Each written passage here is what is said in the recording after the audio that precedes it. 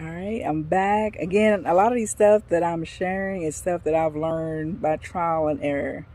I'm by no means a expert. All right, this is my first year actually doing a full out garden, and next year is going to be even bigger. I even have a garden bed over there I'm about to start for just medicinal plants. All right, so if something happens, we know exactly where to go to get a medicinal plant. All right, but here, when I bought these tomatoes, let me turn this around. All right, I got some chocolate tomatoes. All right, and this is a very flimsy plant, so I definitely had to put a trellis around it as soon as I got it.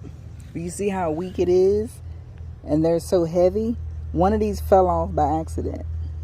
All right, so all I did just to see if it would work, and I have some basil. Tomatoes and basil actually grow really well together. Haven't had a lot of issues with bugs.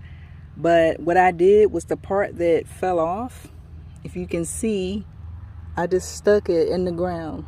I just stuck it in the pot and left it alone. And you can see it's that tall, but it started producing tomatoes. Just from those little pieces that fell off. So, all right, that's a hint of I could take off several of these, right? And just stick them in other pots or give them away and they'll produce other plants. All right, and that's just a tip. That way you're not, oh man, my plant broke off. That way you're not throwing it away. Also, I trimmed off those little extra. That way the water, when I do water, is going to where it needs to go and it's not wasting energy going to dead plants and extra little stems. So I just took off extra as I go, and I have to do that almost daily.